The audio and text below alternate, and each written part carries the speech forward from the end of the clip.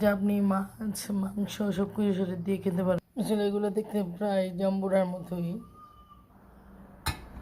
এই যে আমি ছুরি অথবা দাও দিয়ে ভালো করে কেটে রেখেছি। এখন এগুলোকে আমি পেকে সংরক্ষণ করে ফেলব। এগুলো আপনি ছোটো মাছ বা গরুর মাংস মুরগির মাংস যাই খান, 1-2 টুকরো করে মাঝখানটা মাছ দিয়ে খেলে এই মধ্যের অংশটা দিবেন। আর মাছ ছাড়া খেলে মাংস বা গরুর মাংস বা মুরগির মাংস বা খাসির মাংস যাই দিয়ে খান এইটা বাদ দিয়ে দিতে হবে। যেহেতু আমি আজকে মাংসটা রান্না করব, সেহেতু আমি এইভাবে ছুলে নিয়েছি। এটাকে এখন 3 পিস করে নেব। এই হচ্ছে হাতকড়া সংরক্ষণের পদ্ধতি।